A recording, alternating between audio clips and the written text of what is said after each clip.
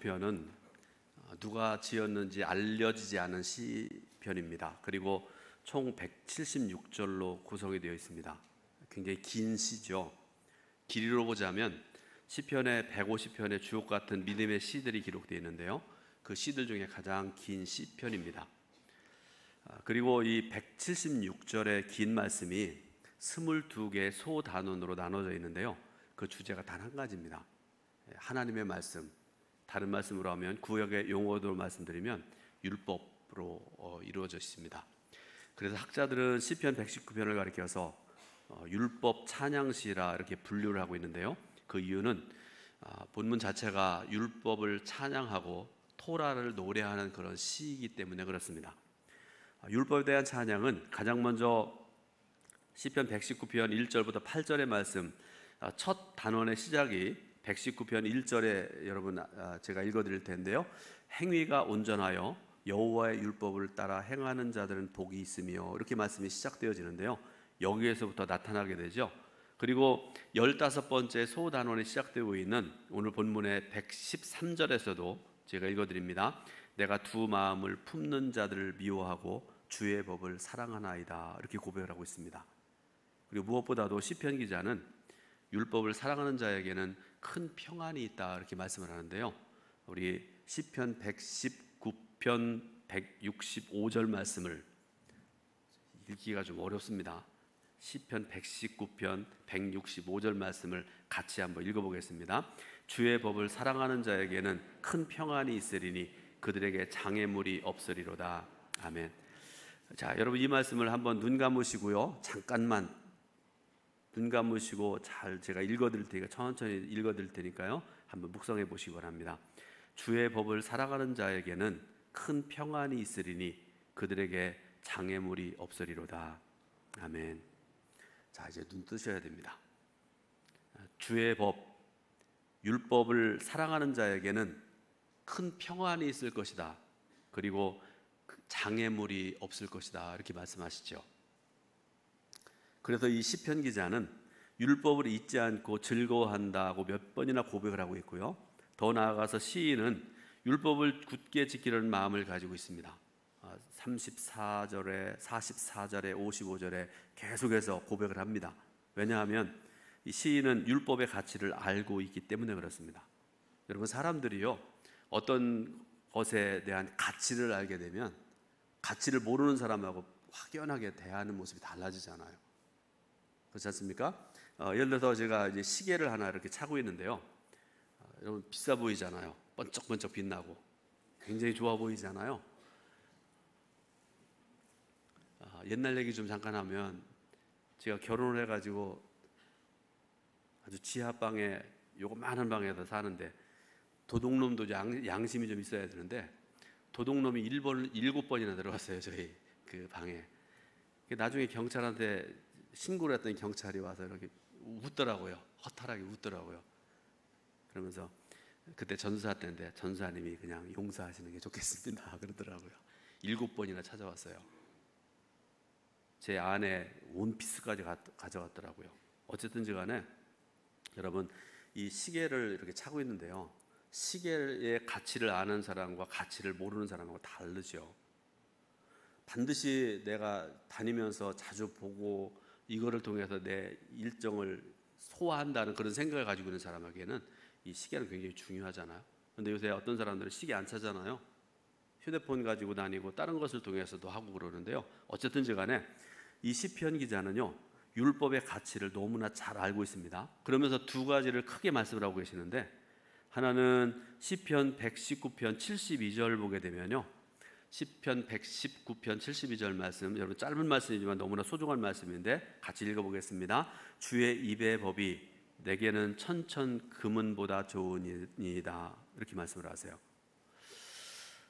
주의 입의 법이, 그러니까 하나님의 법이 내게는 천천 금은보다 좋으니이다, 이렇게 고백을 하는데요. 자, 여러분 한번 생각을 해보세요. 한쪽에는 율법이 있습니다. 하나님 말씀이 있습니다. 또 한쪽에는 금과 은과 다이아몬드 같은 진주와 같은 보석이 있습니다. 자, 여러분 어느 쪽이 더 좋아요? 하나님 말씀이 좋으십니까? 금은 다이아몬드가 좋으십니까? 바라기는 오늘 시간에 예배드리는 성도 여러분들에게 금, 은, 다이아몬드, 진주보다도 하나님의 말씀이 더 좋아지기를 주님의 이름으로 부탁을 드립니다. 두 번째로 시인이 사랑하는 율법은 곧 하나님의 말씀은 진리라 이렇게 말씀을 하세요. 142절을 보게 되면요, 제가 읽어드립니다. 주의 의는 영원한 의요 주의 율법은 진리로소이다 이렇게 말씀을 하세요. 이 시편 기자는 율법을 사랑해서 가까이 있고 싶어 하지만 율법을 떠난 자들이 또 있다 이렇게 말씀을 하세요. 그래서 율법을 떠난 자들을 가리켜서 악인과 교만한 자로 말씀하고 있는데요. 사랑하는 여러분, 우리 기독교 신앙에 있어서 중요한 두 가지 보배가 있는데요. 그 중에 하나는 하나님의 말씀입니다. 구약의 용어로 말하면 율법입니다. 이게 첫 번째 보배고, 두 번째 보배가 뭔가 하면 예수가 그리스도시라는 사실입니다. 이건 진리 중에 진리입니다. 믿으시길 바랍니다. 오늘 본문인 시편 119편 113절부터 120절 말씀은 다음과 같이 세 부분으로 나눠서 좀 말씀드릴 수 있는데요. 첫 번째로 113절부터 114절 말씀 보면 하나님의 율법에 대한 시인의 고백이 기록이 되어 있는데, 시인은 미움과 사랑이라는 자신의 감정을 명확하게 밝히고 있는데 113절 보니까 이렇게 말씀을 하시죠. 내가 두 마음 품는 자들을 미워하고 주의 법을 사랑하나이다 이렇게 고백을 해요. 자, 여러분 시인이 고백하는 거 보게 되니까 두 마음을 미워한다 이렇게 말씀을 하고 있는데요. 여기서 말씀하는 두 마음이라는 게 뭔가 하면 이중 마음, 그리고 나누어진 마음을 뜻하는 그런 말입니다. 이것은 율법에 대한 두 마음을 가지고 있다는 그런 말이기도 하고요, 하나님의 말씀과 세상을 향해서 나누어진 마음을 의미하는 그런 말씀입니다. 두 번째로 115절부터 117절 말씀 보게 되면 하나님의 구원에 대한 시인의 희망이 기록이 되어 있는데 115절 보게 되면요, 너희 행악자들이여 나를 떠날지어다 나는 내 하나님의 계명들을 지키리로다 이렇게 고백을 합니다. 여러분, 행악자는요 하나님의 계명을 지키지 않는 자들 의미하는 사람들입니다. 115절 말씀을 여러분 성경 펴놓으시고 한번 자세히 읽어보시기 바랍니다. 시인은 하나님의 계명을 지키고 있고 하나님과 자신의 관계를 가리켜서 내 하나님이다, 하나님을 여러분 고백을 할 때 내 하나님, 좋으신 하나님, 우리가 그런 고백을 하잖아요. 근데 시편 기자는 내 하나님이라 이렇게 고백을 하고 있습니다. 여러분 한번 생각을 해보시기 바라요. 사람들은 하나님을 떠날 때 일반적으로 죄를 짓습니다. 교인이라고 하는데 또 어떤 경우에는 권사라고 하고 장로라고 하고 어떤 경우에는 목사라는 직분을 가진 사람들 중에 입에도 담기 정말 부끄러운 그런 죄를 짓는 사람들이 얼마나 많은지 모릅니다. 부끄러울 줄 알아야 됩니다. 세 번째로는 하나님의 심판에 대해서 118절부터 120절에 말씀을 하시는데요. 118절 말씀 보니까 주의 율례들에서 떠나는 자는 주께서 다 멸시하셨으니 그들의 속임수는 허무함이니이다 이렇게 말씀을 하세요. 시인은 계속 하나님의 율법을 주의해서 살 것이지만 주의 율례들에서 떠나는 자들이 분명히 있다고 말씀을 하셨습니다. 그리고 그런 자들을 하나님께서 멸시하셨으니 그들의 속임수는 허무하다 이렇게 고백을 하고 있습니다. 그러면 성도 여러분, 주의 율례에서 떠나는 자들, 하나님의 말씀에서 떠나는 자들은요, 하나님의 말씀을 싫어하는 자들이기도 하고요, 삶의 올바른 방향과 목적을 잃어버린 자들입니다. 그리고 그들은 엄밀히 말해서 하나님과 관련이 없는 자들입니다. 구원의 소망을 잃어버린 자들입니다. 오늘날 하나님의 영광을 가리는 자들, 믿는다고 하지만 믿음이 없는 자들, 우상 숭배하는 자들, 또 잘못된 영의 지배를 받아서 입을 열 때마다 교회와 성도를 비난하는 자들 얼마나 많은지 모릅니다.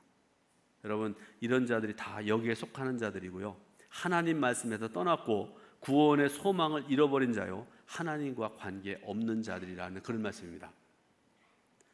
사람들은 각각마다 바라는 소망들이 있는 것 같습니다. 특히 요즘 같은, 여러분 코로나19로 인해서 얼마나 힘듭니까? 건강도 힘들고, 또 여러분 나라가 지금 이제 3년 가까이 이렇게 되니까요, 경제적인 어려움들이 닥쳐오기 시작을 하죠. 금리가 막 올라가고요, 참 어렵습니다. 제가 그저께 병원에 갔다가 그 연세대 앞에서 목회하시는 선배 목사님이 계세요. 이제 제가 대접해드리고 같이 식사를 하는데 그런 말씀을 들었습니다. 그분은 참 보수적인 분이세요. 옛날부터 전두환 씨를 참 좋아했다고요. 그래서 전두환 장군, 노태우 장군 그랬던 분인데, 이번에 밥 먹으면서 제가 물어봤습니까? 대통령 괜찮으세요? 그랬더니 이 양반이 이럴 줄 몰랐다 그러더라고요. 하여튼 여러분, 이런저런 어려움들 많잖아요. 그런데 여러분, 이런 때에, 이 어려운 때에 저와 여러분들에게 소망이 있어야 되는데, 그 소망이 무엇이어야 될지 오늘 주시는 본문 말씀을 통해서 함께 은혜 받으려고 합니다. 첫 번째로, 내 소망은 하나님의 구원이시라는 사실을 우리가 말씀을 통해서 알아야 됩니다. 116절 말씀에서 아까 우리가 읽었던 그런 말씀이기도 한데요, 이 시편 기자는 주의 말씀대로 나를 붙들어 살게 하시고 내 소망이 부끄럽지 않게 하소서, 이렇게 기도를 하고 있습니다. 자, 이 시편은 누가 썼는지를 알지 못한다 이렇게 말씀드렸잖아요. 그렇지만 분명한 사실은 이 시편 기자에게는 소망이 있습니다. 그런데 하나님께 내가 지금 가지고 있는 소망이 부끄럽지 않게 해주세요라고 그렇게 기도하고 있는데, 우리가 신앙 안에서 간절히 바라는 것들, 다른 말로 하면 간절히 기도하는 것들이 이루어지지 않을 때 때때로 부끄러울 수 있습니다. 그죠? 40일 작정 기도를 내가 하고요, 어떤 경우에는 100일 기도하고 그러는데요, 또 어떤 경우에는 사람들에게 기도 부탁을 하잖아요. 내가 이런 기도 제목 가지고 기도하는데 기도해 주세요, 그렇게 중보를 부탁하고 그러는데요. 그런데 여러분, 1년이 지나도 5년이 지나도 10년이 지나도 기도가 응답이 되지 않고 그러면 어떤 경우에 부끄러움을 당할 수 있잖아요. 여러분 어떻게 생각하세요? 시인의 기도가 마음에 와닿지 않습니까? 소망 때문에 수치를 당한다면 얼마나 창피하겠습니까? 마음의 상처를 받을 수도 있습니다. 그렇다면 이 시인이 갖고 있는 소망이 무엇인가를 우리가 생각을 해보는데, 다시 말씀드려서 116절 보게 되니까 주의 말씀대로 나를 붙들어 살게 하소서, 이렇게 고백을 합니다. 말씀 중에 주의 말씀대로라는 그런 말씀이 있죠. 맞는 말씀입니다. 말씀대로가 굉장히 중요합니다. 하나님의 말씀대로, 성경에 기록된 말씀대로 기도하고 그렇게 신앙생활하고 그렇게 예배드리고 살아가면 아무런 문제가 없습니다. 오늘 예배드리는 성도 여러분들도 말씀대로 말씀을 붙들고 살아가시기를 주님의 이름으로 축원드립니다. 이 시편 기자는 지금 어려운 상황에 처해 있습니다. 생명이 위태롭고 죽을 수도 있는 그런 상황인데요, 그래서 하나님께 살려달라고 간절히 기도하고 있는 그런 상황입니다. 혹시 여러분들 중에 어려움 가운데 있는 성도 여러분들이 있다고 그러면, 삶의 위기를 맞고 있는 성도들이라고 그러면 시인의 기도에 공감하는 마음을 가질 수 있을 것입니다. 하나님, 시편 기자가 간구하는 것처럼 저도 구원이 필요합니다. 하나님의 도우심이 없으면 저는 망할 수밖에 없습니다. 도와주세요. 그렇게 기도하는 분이 있을지도 모르겠습니다. 여러분, 하나님 없으면요, 다른 표현으로 하나님께서 나와 함께 하시지 않는다면 우리의 인생은 아무런 의미가 없다는 사실을 알아야 됩니다. 저는 이거 분명히 믿습니다. 겉으로는 잘 나가는 것처럼 보일 수 있습니다. 남들이 보기에는 넥타이 매고 양복을 입고 그럴듯한 직함을 갖고 살아가는 것처럼 보일 수도 있습니다. 좋은 차도 타고 다니고 교수가 되고 사장이 되고 의사가 되어서 살아갈 수도 있습니다. 그런데 여러분, 이런 것들이 때로는 허상일 수 있고요, 다 한시적인 것들일 뿐입니다. 이 땅에 살아가는 동안에 잠시 동안 누릴 수는 있습니다. 그러나 내 손에 있다고 해서 우리의 것이 아닙니다. 시간이 지나가면요, 다 놓아야 될 것들이지요. 여러분, 돈을 내가 많이 가지고 있다고 해서 여러분 이거 영원히 가질 수 없잖아요. 뭐 보석이 있고 내게 지식이 있고 내게 능력이 있고, 여러분 이거 다 내가 영원히 가질 수 없는 거 아니겠습니까? 시간 지나면요, 넉넉히 자고 30년, 50년, 60년만 지나가 보세요. 다 없어져 버리는 경우들이 많지 않습니까? 하나님께서 나를 붙들어 주지 않으시면 우리의 것은 다 소용이 없습니다. 하나님께서 나와 함께 하시지 않으면 우리 인생은 아무런 의미가 없습니다. 이 사실을 잘 알기 때문에 이 시편 기자는 하나님께 나를 붙들어 달라고 기도하는 것이죠. 하나님의 도우심을 간절히 바라고 있습니다. 하나님께 그런 능력이 있다고 믿었기 때문에 이런 기도를 하는 것이죠. 오늘 예배드리는 성도 여러분들에게도, 그리고 말씀 전하는 저에게도 이런 믿음이 있어지기를 바랍니다. 그리고 그 믿음을 바탕으로 기도하고 기도한 것마다 응답받는 그런 복된 삶을 살아가시기를 주님의 이름으로 축원드립니다. 두 번째로, 하나님은 나의 보호자가 되십니다 라는 그런 믿음이 있어야 됩니다. 다시 말씀드리지만 시편 기자는 116절에서 내 소망이 부끄럽지 않게 하소서라고 기도하는데, 이 시편 기자의 소망은요, 하나님의 구원입니다. 하나님께서 붙잡아 주시기를 바라는 것이 소망이고, 그 소망이 무너지지 않도록 기도하고 있는 것을 볼 수가 있습니다. 그런데 시인이 이렇게 기도하는 이유가 있습니다. 이 시인을 위기에서부터 건져낼 능력이 오직 하나님께 있다는 것을 그가 알았기 때문에 그렇습니다. 그래서 이 시편 기자는 114절에서 주는 나의 은신처요 방패시라 내가 주의 말씀을 바라나이다 라고 기도합니다. 하나님이 나의 피할 곳이고 나의 숨을 곳이라는 그런 고백이죠. 하나님께 가면 안전하고 보호받을 수 있기 때문에 그렇습니다. 다가오는 위험을 피할 수 있을 뿐만 아니라 안전하게 생명을 유지할 수 있음을 알기 때문에 그렇게 고백을 합니다. 오늘 시편 기자가 하나님을 방패라 이렇게 고백을 했죠. 여러분, 방패가 뭔지 아시죠? 요새는 잘 안 쓰는데 한번 보겠습니다. 방패라는 거요.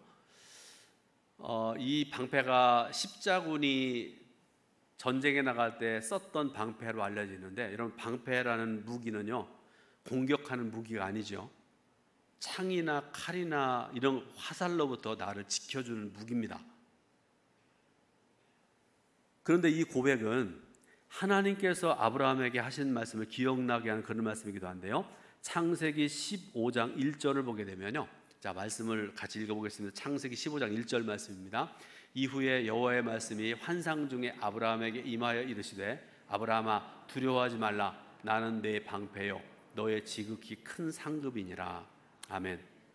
자, 이 말씀의 의미는 하나님께서 아브라함을 보호해 주시는 분이라는 의미입니다. 아브라함의 일생을 한번 가만히 여러분 생각을 해보세요. 그가 어디로 가든지 무엇을 하든지 하나님께서 그를 지켜주셨다는 것을 알 수 있습니다. 아브라함이 하나님의 말씀을 믿고 갈대아 우르를 떠날 때부터 하나님은 처음부터 끝까지 그를 지켜주셨습니다.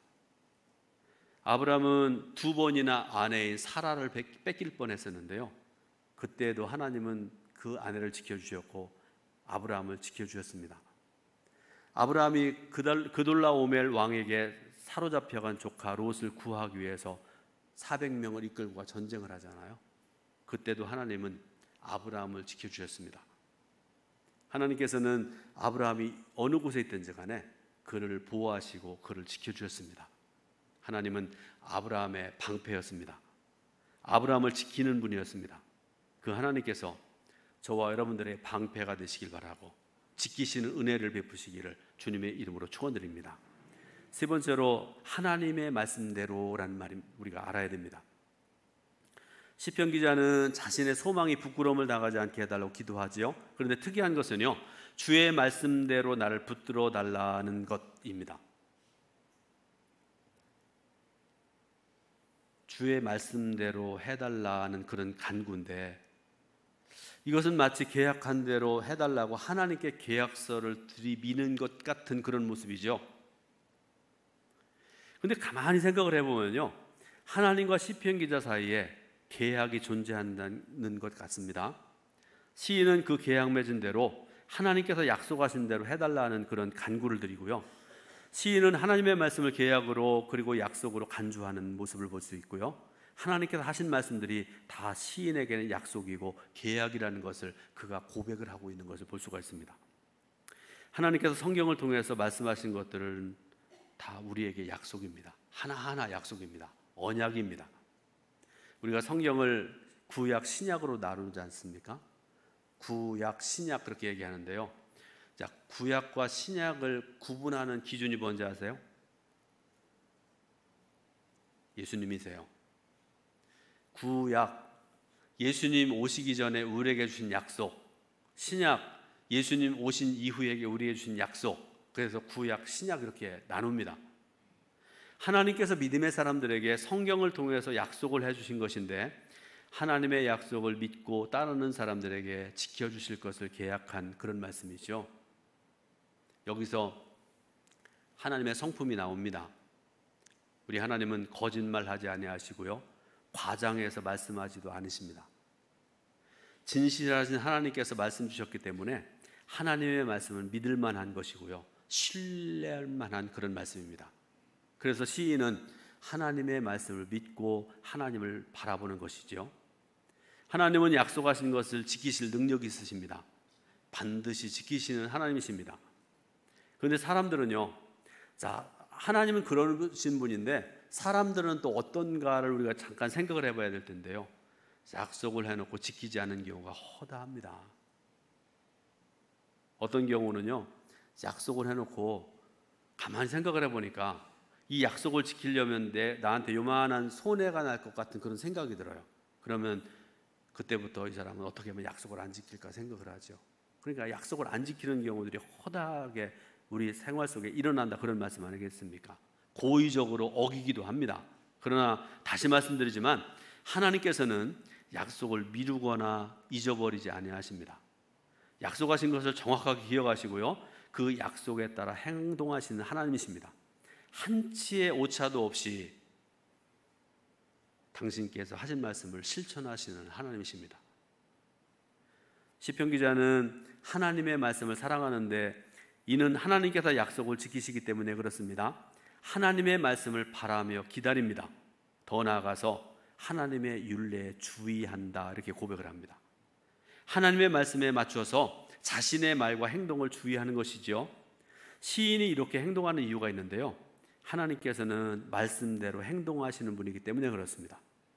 하나님은 말씀대로 구원하는 동시에 말씀대로 심판하시는 하나님이기도 합니다. 하나님의 말씀에는 구원과 심판이 함께 있습니다. 하나님의 구원은요, 구원하실 때는 한없이 자비롭고 은혜롭고 노하기를 더대하신 하나님이세요. 구원하실 때는 그렇게 하십니다. 그러나 심판하실 때는 엄위하신 하나님이시고 무서우신 하나님이세요. 또한 시인은 하나님의 사랑의 하나님과 공의의 하나님을 너무나 잘 알고 있는 사람인 것 같습니다. 왜 그런가 하면 하나님을 경험했기 때문에 그렇습니다. 여러분, 신앙생활 하시면서 하나님을 경험하시기 바랍니다. 나를 사랑하신 하나님, 나에게 은혜 베푸신 하나님, 나에게 말씀 주신 하나님, 그 모든 하나님들을 신앙생활하면서 경험해야 하는 저와 여러분들이 되어야 될 줄로 믿습니다. 그래서 이 시편 기자는 이렇게 고백을 하죠. 오늘 마지막 말씀 120절 말씀을 보면 같이 한번 읽어보겠습니다. 내 육체가 주를 두려워함으로 떨며 내가 또 주의 심판을 두려워하나이다. 아멘. 사랑하는 성도 여러분, 말씀대로 행하신 하나님, 말씀하신 것을 반드시 지키시는 하나님 앞에서 여러분 순종하시기 바라고요, 복받는 자의 삶을 살아가시기를 주님의 이름으로 축원을 드립니다. 기도하겠습니다. 하나님 은혜와 사랑을 감사드립니다.